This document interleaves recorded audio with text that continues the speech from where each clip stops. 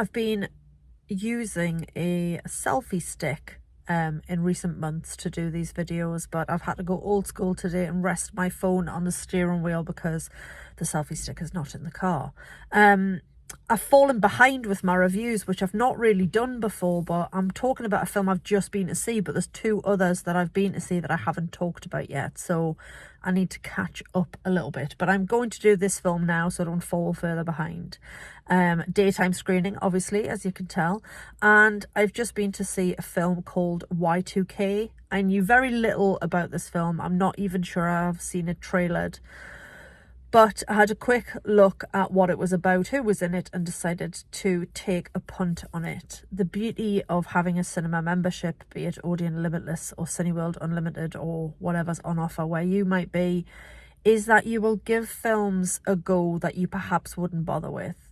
I mean, depending on where you live in the country, cinema tickets can be anything from sort of £5 or £6 if they offer daytime specials, up to £15 or more. And if I was having to fork out 12 to 15 quid every single time I wanted to see something, I wouldn't see anything. But I paid 20%, not an ad, not sponsored, but I paid £20 a month for Cineworld Unlimited. Previously, I paid 15 quid a month, 14.99 a month for my Odeon one. And I absolutely make the most of that. I've slacked a bit in March. I haven't been as much as I came in February, but I'm trying to make up for that. So the film I've just been to see is Y2K, and as I said, if I'd had to fork out hard-earned cash at the box office, I might not have bothered, but I'm really glad I did. It was very entertaining. It was quite silly. It joins a ever-growing list of films I've watched this year in which people die really horrible, over-the-top deaths.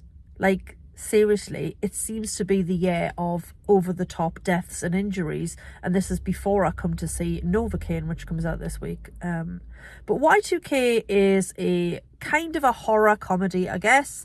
It is set, as you can probably guess, on the eve of the new millennium. It's set on the 31st of December 1999, and it is a look at what would have happened if the thing we all feared, the millennium bug, was real and the machines rise up against us. So to start with, we meet Danny and Eli. They are best friends. They're in high school. They are awkward. Basically, it is super bad to begin with. Like, even looking at them, Jaden Martell, who plays Eli, is skinny and awkward, and then Danny is played by an actor called Julian Dennison. I've just looked him up. He's a Kiwi guy, a new actor from New Zealand. And physically to look at, they look like Michael Cera and Jonah Hill. One of them is scrawny and awkward. The other one is a bigger lad and a bigger personality. The guy who's the bigger of the two, the Jonah Hill / Julian Dennison character, is also really crass. And they're all about girls and booze and boobs and, you know, trying to see girls naked and trying to get laid and all that sort of stuff. So to begin with, it was really giving me strong Superbad vibes, which when Superbad first came out in about 2007, yeah, it was 2007, I thought was absolutely hilarious. Now I've kind of outgrown it, and I would look back on it and go, it hasn't aged very well. And also, I guess there's shades of American Pie in this as well. But basically, they are best friends. They've only got each other. School is tricky for them in that, you know, there's all the different factions you'd expect, your jocks, your nerds, your stoners and all that sort of thing, because that exists in school culture everywhere, particularly in high school films and high school movies. And they decide they're going to go to this New Year's Eve party at Soccer Chris's house. So they turn up, they've had a bit to drink, and Eli has got a massive crush on a girl called Laura, who he has some classes with at school. Laura is a popular girl. She is played by Rachel Zegler, who is a very popular girl at the moment. She's currently playing Snow White in Snow White. I haven't seen it yet. I'm putting it off because I think it's going to be horrible, but I will see it at some point. She was also Maria in Spielberg's West Side Story. She recently did a run on Broadway with Kit Connor in a version of Romeo and Juliet. So she's very, very hot right now. And she is absolutely perfect in this. when they get to the party, and I looked at her outfit, and she's got the twisted hair with the little clips and the sort of back-combed bit here and the sort of mesh top. And obviously this is like American New Year's Eve 99. I was at a New Year's Eve party. I was actually at an 18th birthday party on the eve of the new millennium. But it's just like looking when a time period that was really important to you, which it was to me, and also doesn't feel like that long ago, and then all of a sudden you're going, this is 25 years ago, and you're looking at the fashions and the music and the behaviors and the technology, which obviously is very relevant to the story when the machines rise up, and you're just going, how has this time in my life become like a historical timepiece? How is this basically a period piece? But it's 25 years ago. It's 25 years ago. It's just wild. Like, on that night, on the 31st of December 1999, I was 18 years old and 31 days, because my birthday is the last day of November. So I remember exactly where I was, who I was with, what I was doing.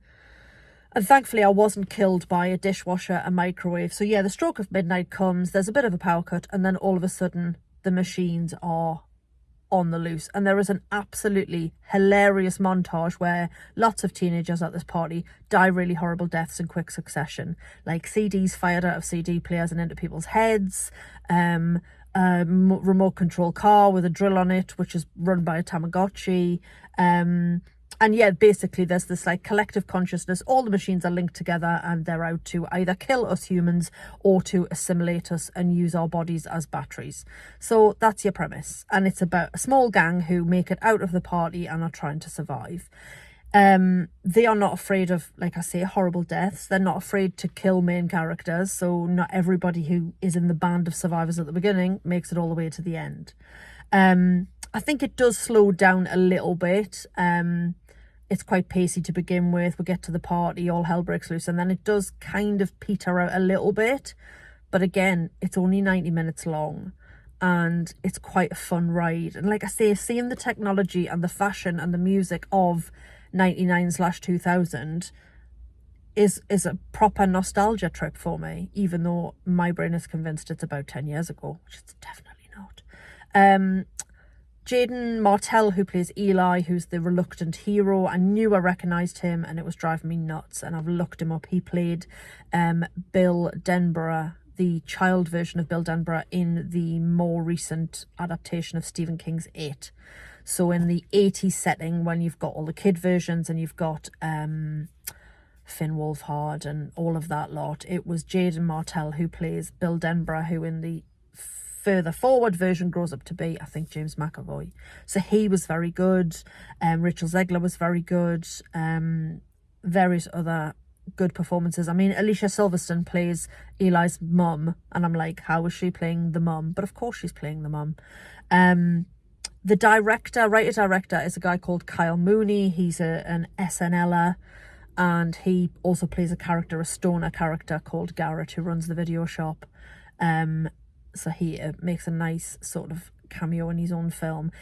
I've read reviews that have said it is a bit like a Saturday Night Live sketch stretched over 90 minutes, but it's enjoyable enough. And sometimes you just want something silly and over the top and nostalgic and violent, which is exactly what this is. So yeah, it's not going to win any awards or set the world alight, but it was quite a fun thing to ponder about what would have happened if the Millennium Bug was real and planes really did start falling out of the sky.